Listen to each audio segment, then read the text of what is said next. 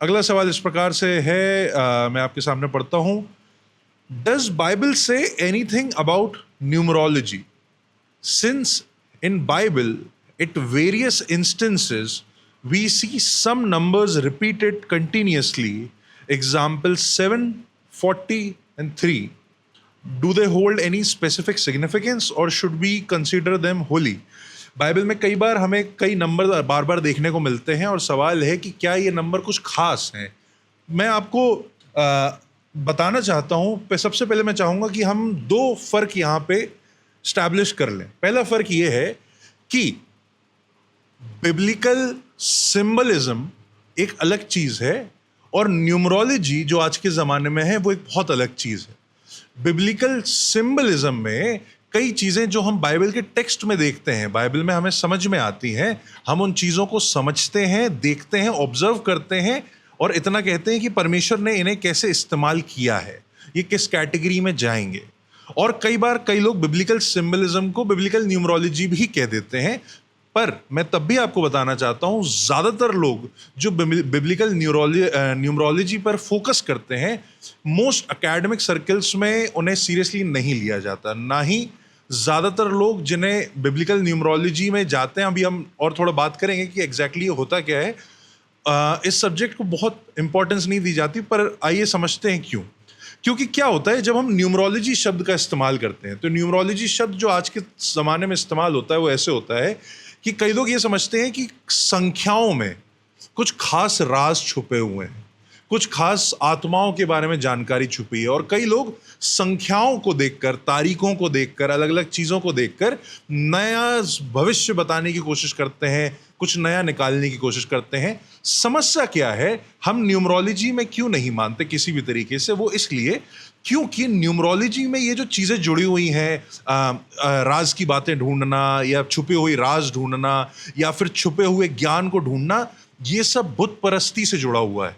ये सब अलग और ऐसी मूर्ति पूजक सभ्यताओं से जुड़ा हुआ है जो बाइबल जिससे बिल्कुल भी अग्री नहीं करता। ये पराई आत्माओं से और इन सब की बातों से, जो इन सब की ये सब चीज़ें होती हैं, बाइबल बिल्कुल एग्री ना अलाउ करता है कि हम इस न्यूमरोलॉजी में जो मॉडर्न ज़माने में प्रैक्टिस होती है, कई लोग जिसको लेके करते हैं, जैसे आपने देखा होगा कई लोग नंबर्स देख के बता देते हैं तुम्हारी संख्या ये आई है, ये आई है। हम भी जिस कल्चर में रहते हैं और जिस कल्चर में क्या पूरी दुनिया में आजकल एस्ट्रोलॉजी बहुत चलती है और सबके नंबर्स दे दिए जाते हैं कि अगर आप का स्टार साइन कैंसर है तो आपके लिए ये संख्याएं बहुत अच्छी होती हैं। अगर आपका स्टार साइन लियो है तो आपकी ये संख्याएं आपके लिए बहुत लकी हैं, बहुत ये हैं। बाइबल इन सब चीज़ों के खिलाफ है। बाइबल इन सब चीज़ों को एंडोर्स नहीं करती। मैं एक आयत आपके सामने पढ़ना चाहूँगा, व्यवस्था विवरण उसका 18वां अध्याय, उसकी 9वीं से 12वीं आयत में पढ़ रहा हूँ, गौर से सुनिएगा। जब तू उस देश में पहुंचे जो तेरा परमेश्वर यहोवा तुझे देता है, ये इजराइलियों से बात करी जाती है जब वो कनान देश में जाते हैं, और इस बारे में बताया जा रहा है कि वहाँ पे जो कल्चर्स होंगे, वहाँ पे जो तुम्हें प्री एग्जिस्टिंग कल्चर्स दिखेंगे, उसके बारे में देखिए क्या लिखा हुआ है।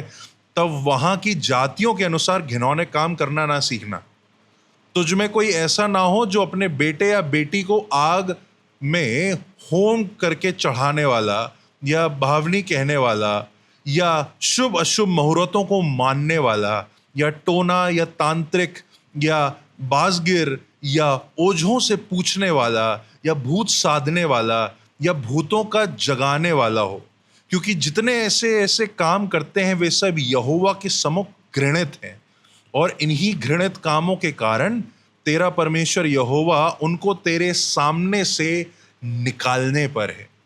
अच्छा, अभी एक सवाल हो रहा था और भाई अभिषेक इस सवाल को एड्रेस कर रहे थे, और यहाँ पे उसी प्रकार से ये आयत उन्हीं बातों को भी एड्रेस करती है। बाइबल में हम इस चीज को साफ तौर पे देखते हैं कि परमेश्वर ये सारी प्रैक्टिसेस से घृणा करता है। किसी भी चीज से, ये जो एक्स्ट्रा बिब्लिकल स्पिरिट्स की बात हो रही है, भूत साधना और ये सारी चीज़ों की जब बात होती है, बाइबल हमें इन सब चीज़ों के खिलाफ बोलने या कुछ भी इन सब पर ध्यान देने से साफ मना करता है। परमेश्वर यहोवा स्वयं उन्हें हटाता है।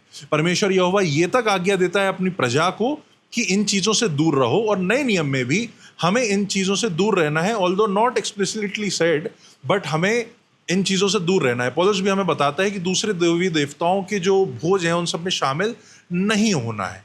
इसलिए नहीं कि ये कुछ ऐसा हो जाएगा वैसा हो जाएगा, लेकिन इसलिए क्योंकि ये किसी और को डेडिकेटेड है, ये सारी बातें किसी और को डेडिकेटेड है। उस तरीके से न्यूमरोलॉजी भी, जो मॉडर्न, जो आज के ज़माने में न्यूमरोलॉजी और कई सालों से जो चली आ रही है, हमें उससे दूर रहना है अल्टीमेटली। लेकिन अब जो इस सवाल का दूसरा हिस्सा आता है वो ये आता है कि हमें 7, 3, 40 जैसे कई नंबर्स बाइबल में बार बार देखने को मिलते हैं।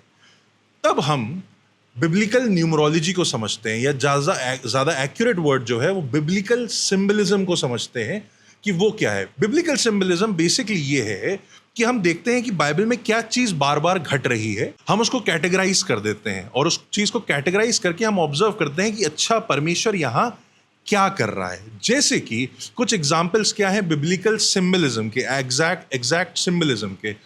सबसे पहले जो संख्या जो आपने बताया था हमें सबसे ज़्यादा देखने को मिलती है, एक संख्या है 7। 7 संख्या हमें बाइबल में बार बार देखने को मिलती है। हर विश्वासी जानता है जब 7 की बात होती है तो ये परफेक्शन की बात हो रही है। कहा जाता है, हर पासवान भी बताता है, ये परमेश्वर का नंबर है, ये कंप्लीटनेस को बताता है। क्यों? क्योंकि हम इस संख्या को बार बार क्यों देखते हैं, हम इसमें मतलब नहीं जोड़ रहे। गौर से समझिएगा, बिब्लिकल सिंबलिज्म में हम ये नहीं कर रहे कि हमने 7 में एक मतलब को जोड़ दिया है। हम एज अ क्रिश्चियन क्या करते हैं, हम देखते हैं कि परमेश्वर 7 को कैसे कैसे इस्तेमाल करता है। परमेश्वर को 7 को कैसे इस्तेमाल करता है? परमेश्वर ने 6 दिन लगाए दुनिया बनाने में, जेनेसिस का जो स्टोरी है उसके हिसाब से, और 7वें दिन उन्होंने आराम किया, यानी कि कंप्लीटनेस 7वें दिन आती है।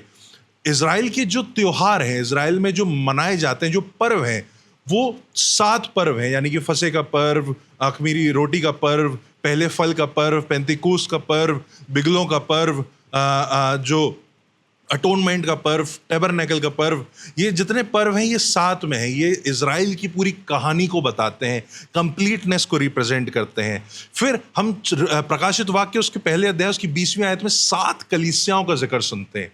क्यों सुनते हैं? क्योंकि 7 कलीसिया, वो एग्जैक्ट 7 कलीसिया, 7 नंबर एग्जिस्टिंग तो हैं, पर साथ ही साथ में ये भी बात हो रही है कि वो पूरे वर्ल्ड के यूनिवर्सल चर्च को रिप्रेजेंट करती हैं, एक कंप्लीटनेस को दिखाती हैं।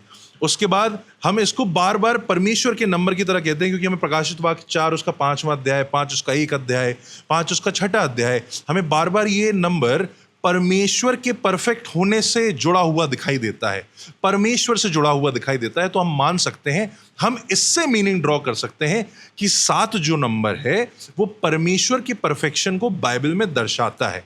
आप समझ रहे हैं हम क्या कर रहे हैं? हमने कहीं से नंबर लेके उसमें मीनिंग नहीं जोड़ दी, हमने देखा कि बाइबल में उसके बारे में क्या बताया है और उसको वैसे ही एक्सेप्ट कर लिया है कि परमेश्वर इससे क्या बता रहा है। उसके बाद हम तीसरा नंबर देखते हैं, हम 3 नंबर कई बार देखते हैं, उसमें वो भी परमेश्वर से जोड़ा जाता है और परमेश्वर की अथॉरिटी से जोड़ा जाता है, परमेश्वर की डिवाइन अथॉरिटी से, यानी परमेश्वर की प्रभुता से जोड़ा जाता है। क्यों? क्योंकि हम त्रिएकता की अभी बात कर रहे थे, परमेश्वर त्रिएक है, हमें 3 की संख्या को देखने को मिलता है। परमेश्वर 3 शख्स है, पिता, पुत्र और पवित्र आत्मा, जो कि एक परमेश्वर है, जो हम बार बार देखने को हमें मिलता है पूरी बाइबल में, बार बार हमें उसकी गवाही मिलती है। यीशु मसीह ने मृत्यु को अपना लिया और तीसरे दिन वो फिर से जी उठे, पहला कुरिन्थियों उसके 15वें अध्याय में हम इसको देखते हैं। साथ ही साथ में 3 संख्या का एक खास मतलब भी है।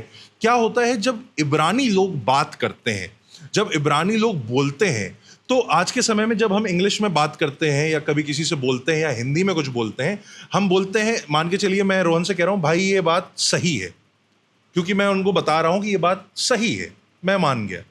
अब मुझे और जोर देना होगा तो मैं क्या कहूंगा? भाई ये बात बहुत सही है। हम बोलते हैं इस शब्द को, और इंग्लिश में एक टर्म आता है जिसे बोलते हैं सुपरलेटिव। सुपरलेटिव जब हम उसे बहुत ज्यादा एम्फसाइज करना चाहते हैं, इंग्लिश में वो इस तरीके से इस्तेमाल होता है, दिस इज गुड, फिर हम उसको इस्तेमाल करते हैं दिस इज बेटर, फिर हम इस्तेमाल करते हैं this is best. Hebrew thought में, हिब्रू लैंग्वेज में जब किसी चीज को अल्टीमेटली बहुत ज्यादा एम्फसाइज किया जाता था, तब उस बात को 3 बार दोहराया जाता था। फॉर एग्जाम्पल यशाया में, जब यशाया परमेश्वर के पवित्र सिंहासन को देखता है उसके 6 अध्याय में, तो वो क्या करता है, वो इस चीज को बार बार दोहराता है। वो देखता है कि फरिश्ते क्या दोहरा रहे हैं, फरिश्ते दोहरा रहे हैं परमेश्वर पवित्र पवित्र पवित्र है, परमेश्वर पवित्र पवित्र पवित्र है। यीशु मसीह जब अपने लिए कहते हैं वो बातों को इस प्रकार से दोहराते हैं। जब भी यीशु मसीह अपनी अथॉरिटी से कुछ कहते हैं वो इस प्रकार से कहते हैं, मैं तुझसे सच सच कहता हूं। कहने का मतलब क्या, वो बहुत सच नहीं कह रहा हूं, सच सच कहने का मतलब है तुम जिस जोर से बोल रहे हो मैं ज्यादा एम्फसाइज कर रहा हूं कि मैं तुझसे सच सच कहता हूं। एक अथॉरिटी को वहां पे स्टैब्लिश किया जाता है। तो हम फिर से क्या कर रहे हैं, हम 3 संख्या को ये नहीं कर रहे, 3 संख्या ली हमने उसको एक वो जोड़ दिया, अब जिस गाड़ी के नंबर के पीछे 3 लिख के आएगा वो पवित्र गाड़ी हो जाए, नहीं नहीं। हम देख रहे हैं 3 एक संख्या है, इसको बाइबल में इस प्रकार से इस्तेमाल किया गया है। अब हम उसे ऑब्जर्व कर रहे हैं और हम उसे एक्सेप्ट कर रहे हैं। हम उसमें मतलब नहीं जोड़ रहे हैं, हम उसमें राज नहीं ढूंढ रहे हैं। फिर 40 संख्या, मैं मानूंगा ये संख्या सबसे फेमस है मसीह समाज में, क्योंकि हम 40 दिनों का उपवास रखते हैं। हम उपवास क्यों रखते हैं, मैंने इस बारे में पहले भी बात करी। हम उपवास क्यों रखते हैं, इसलिए रखते हैं क्योंकि कई बार हमने इस चीज़ को देखा है, परमेश्वर ने इस संख्या को इस्तेमाल किया। जब इजराइलियों को उनकी गुलामी से छुड़ाकर मिस्र से कनान लाया जा रहा था, तब उन्हें 40 साल की परीक्षा में डाला गया। फिर हमने मूसा को 40 दिन उस पर्वत पर निराहार रहते हुए देखा। फिर नीनवे को जब पश्चाताप का समय दिया गया था, कितना समय मिला था, या कि सोचिए 40 दिन का समय मिला था। उसके बाद यीशु मसीह की जब परीक्षा हुई थी, कितने दिन की परीक्षा हुई थी, 40 दिन की परीक्षा हुई थी। उसके बाद यीशु मसीह जब इस पृथ्वी पर थे, जिंदा होने के बाद स्वर्गरोहण तक उन्होंने 40 दिन का समय इस पृथ्वी पर बिताया था और अपने चेलों को सिखाया था। एलिया होरेब पर्वत पर जाते हुए उसने जो समय बिताया था, जो परीक्षा काटी थी, वो 40 दिन का समय था। अब आप ही मेरे हिसाब से ये बता सकते हैं हम 40 संख्या को कहाँ जोड़ रहे हैं। हम अपना मतलब नहीं जोड़ रहे हैं। 40 संख्या जब आ रही है तो हम क्या क्या बार बार देख रहे हैं, हम देख रहे हैं कि परीक्षा आ रही है, तैयारी आ रही है, इजराइल को तैयार किया जा रहा है, यीशु को तैयार किया जा रहा है। न्यूमरोलॉजी में हम इससे मतलब ढूंढेंगे कि अरे अगर 40 संख्या कहीं लिखी मिल गई हमें तो क्या मतलब होगा। हम बिब्लिकल सिंबलिज्म में ये नहीं करते, हम ऑब्जर्व करते हैं कि 40 यानी कि परमेश्वर यहां परीक्षा ले रहा है, परमेश्वर किसी को तैयार कर रहा है। इसी प्रकार से कई लोग जो मतलब जोड़ते हैं, और भी नंबर्स देख सकते हैं आप। नंबर्स ऐसे तो बाइबल में बहुत सारे निकाल सकते हैं आप। 7 3 40 पे क्यों रुक रहे हैं, आप निकाल लीजिए। 12 कबीले थे इजराइल में, फिर 12 चेले थे, तो अब आप इसका भी नंबर, इसका भी कुछ खास मतलब निकालने लग जाइए, उसमें भी लग जाइए, क्या हो जाएगा। फिर कई लोग 6 नंबर को मनुष्य से जोड़ देते हैं, 6ठे दिन बनाया गया था, फिर जब दुष्ट आएगी तो 6 6 6 लगा दिया जाएगा। ये फिर से एक हमें बड़ा अच्छा सिंबल मिल गया, अब इस पे भी हम जोर दे सकते हैं। और हमें ज़्यादा बहुत नंबर पसंद आ रहे हैं तो हम 4 ले लेंगे। परमेश्वर ने 4 दिशाओं को बनाया है, नॉर्थ ईस्ट वेस्ट साउथ, तो अब ये 4 कितनी है, तो पूरी दुनिया का नंबर हो गया। 4 कितना अच्छा नंबर हो गया।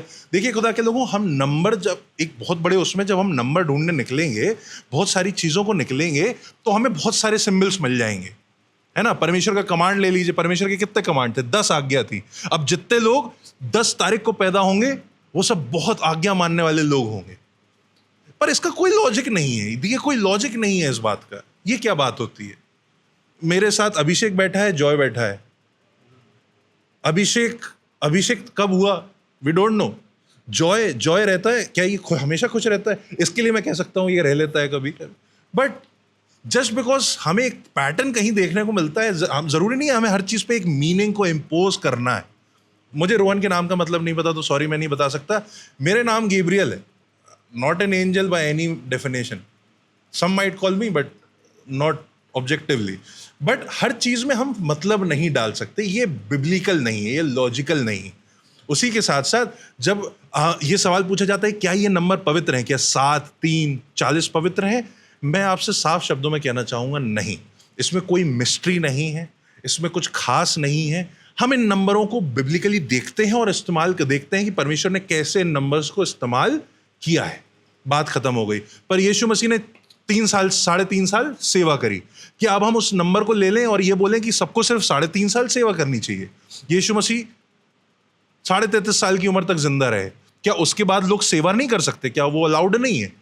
आप समझ रहे हैं, अगर हम ये नंबरों के माया जाल में फंस जाएंगे तो फिर हम कहां से कहां मतलब निकालेंगे। There is no logic to it. हम बिब्लिकली जिन कमांड्स को देखते हैं हम उनको समझते हैं। साथ ही साथ में देखिए इस चीज को देखिए, कई लोग बहुत फंस जाते हैं। कई लोग क्या करते हैं, मैंने कई लोगों की आदत देखी है, हमारे शहर में भी कई स्पीकर्स आ चुके हैं और इंटरनेट पे भी कई स्पीकर्स हैं, वो क्या करते हैं, बाइबल की आयतों को उठाते हैं।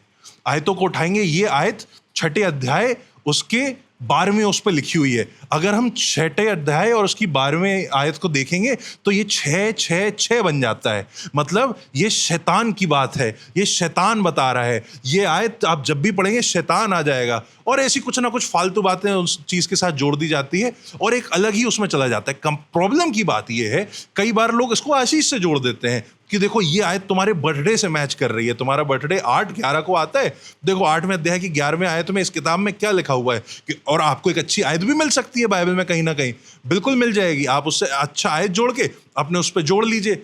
उसका क्या मतलब है? समस्या कहाँ आती है? समस्या यहाँ आती, खुदा के लोगों, जब हम बाइबल को जानते हैं और समझते हैं तो हमें पता चलता है कि जब पौलुस ने कहा था कि पूरा पवित्र शास्त्र परमेश्वर की प्रेरणा से लिखा हुआ है, तब वो प्रेरणा इन संख्याओं, इन भागों के बारे में बात नहीं कर रही थी। ये जो बाइबल में विभाजन आए ना कि 8वां अध्याय ऐसी आयत, 8वां 9वां अध्याय ये वाली आयत, ये विभाजन चेलों ने नहीं डाले, कलीसिया ने पहले नहीं डाले थे। कलीसिया में 1500 साल तक तो ये नंबर्स आए ही नहीं थे, इन नंबर्स को बाद में जोड़ा गया। एक व्यक्ति ने आया, उसने नए नियम में जोड़ा, एक व्यक्ति आया, उसने पुराने नियम में जोड़ा, ऐसे चल के वो पूरी घटना हुई। मेरे पास समय कम है और इसलिए मैं डिटेल में नहीं जाऊंगा, पर इन चीजों को समझिए, ये संख्याएं डिवाइन नहीं है। ये डिवीजन, जो बाइबल के डिवीजन है, ये बस इसलिए है कि आप बाइबल में एक पन्ने से दूसरे पन्ने चले जाएं। अगर ये नंबर नहीं लिखे होते तो आप ढूंढते रह जाते, पर पादरी साहब अनाउंस करते और आप ढूंढते रह जाते कि यहां चले जाओ, वहां चले जाओ, जहां लिखा हुआ है। ये हर किसी को याद नहीं रह पाता। तो बाइबल में हम घूमने के लिए इन नंबरों का इस्तेमाल कर सकते हैं, इनका कोई न्यूमरोलॉजिकल सिग्निफिकेंस नहीं है। पर खुदा के लोगों, मैं आपको बताना चाहता हूं सिग्निफिकेंस किस चीज में। सिग्निफिकेंस इस चीज में है, भजन संहिता उसका और 119वां अध्याय उसकी 130 आयत में कुछ इस प्रकार से लिखा हुआ है, तेरी बातों के खुलने से प्रकाश होता है, उससे भोले लोग समझ पाते हैं। तेरी बातों के, खुदा के लोगों, मेरा मानना है बाइबल बहुत बड़ी है, अच्छी खासी किताब है, सफिशिएंट है, और ये जितने लोग न्यूमरोलॉजी और ये सब चीजों के पीछे, राज ढूंढने के पीछे पढ़ते हैं, आप बाइबल पढ़िए ना, उस नंबर के आगे जो लिखा है वो पढ़िए, क्योंकि उस जो बातें परमेश्वर ने कही हैं वही बहुत इंपॉर्टेंट है, उसी में हम जिंदगी बिता सकते हैं अपनी, उनके राज खोलने में हम अपना समय लगा सकते हैं। नंबर्स में ऐसा कुछ नहीं है। जिन्होंने सवाल पूछा था मैं उनसे भी पोलाइटली कहता हूं, बाकी मैं इन जनरल भी बहुत लोगों से कह रहा हूं क्योंकि बहुत लोग ऐसा करते हैं। तो ये जवाब मैं जेनरिक सबके लिए बनाना चाहता हूं, वो जवाब ये है कि नहीं, इन संख्याओं में जो बाइबल में बार बार रिपीट होती हैं उनमें भी कुछ पवित्र नहीं है, कृपया उनको घर के बाहर मत लिखवाइए, कुछ नहीं होने वाला उनसे। साथ ही साथ में जो वर्सेस हैं, जो चीज़ें हैं, उसमें तो कुछ वैसे भी पवित्र नहीं है, वो तो इंस्पायर्ड भी नहीं है, आप उन्हें हटा भी देंगे तब भी वो पवित्र शास्त्र के घेरे में नहीं आती। हम ये समझ लें कि न्यूमरोलॉजी में कुछ नहीं रखा है, जो कुछ है, फिर से मैं शायद को आपके सामने पढ़ता हूं, संपूर्ण पवित्र शास्त्र परमेश्वर की प्रेरणा से रचा गया है और उपदेश और समझने और सुधारने और धार्मिकता की शिक्षा के लिए लाभदायक है। संपूर्ण पवित्र शास्त्र सिखाने के लिए पवित्र शास्त्र सीखिए, एक दूसरे को सिखाइए, उसी में सारे राज और सारी लाभ की बातें हमारे लिए छिपी हुई हैं। न्यूमरोलॉजी में ऐसा सच कुछ नहीं रखा हुआ है। Praise Lord. तो भाई हम लोग इस तरीके से कह सकते हैं इस बात को कि न्यूमरोलॉजी का मतलब संख्याओं का मतलब ये नहीं है कि किसी का जन्मदिन अगर 18 तारीख को आता है या 25 को आता है, या किसी का जन्मदिन अगर 6 तारीख को आता है तो उसकी पर्सनालिटी टाइप वैसी हो जाएगी। ये बिल्कुल बाइबल नहीं सिखा रही है कि आपकी पर्सनालिटी टाइप आपकी बर्थ डेट से जुड़ी हुई है, कि अगर तुम 1997 में पैदा हुए थे तो मैं ये संख्या जोड़ूंगा, ये संख्या घटाऊंगा और मुझे तुम्हारी पर्सनालिटी कैसी है ये पता चल जाएगी। तो बिब्लिकली बाइबल कभी भी इस प्रकार की चीज़ों के बारे में बात नहीं करती। शुभ और अशुभ दिन, 13 तारीख अशुभ दिन है, 6वां दिन शुभ दिन है, इस प्रकार से बाइबल बात नहीं करती है। हर एक दिन परमेश्वर यहोवा का बनाया हुआ दिन है और हमारे दिन और हमारा चरित्र परमेश्वर यहोवा के हाथों में है। तो खुदा के कलाम को पढ़ें, उससे अपने चरित्र को बेहतर करें। कोई नंबर या कोई संख्या आपके चरित्र या आपकी पर्सनालिटी को पहले से डिसाइड करके नहीं रख सकती। केवल खुदावंद ही है जो क्षमता रखता है कि आपके चरित्र को और आपकी पर्सनालिटी को बेहतर करे और अच्छा करे। और जो भाई कह रहे हैं मैं उसी आयत को दोहरा देता हूँ आपके सामने। लिखा हुआ है व्यवस्था विवरण उसका 9वां अध्याय उसकी 9वीं आयत में, beware lest you raise your eyes to heaven when you see the sun and the moon and the stars all the lost of heaven, you be drawn away and bow to them and serve them, things that the Lord your God has allotted to people under the whole heaven. Bible हमें इन चीज़ों का symbol देखने, आसमान में आप अपना जन्म तिथि बता लें और ये कर लें और कौन से दिन पैदा हो रहा है और ये सब सिंपल भाषा, एस्ट्रोलॉजी और ये सब चीज़ें, Bible does not support any of these things. इन चीज़ों से दूर रही है।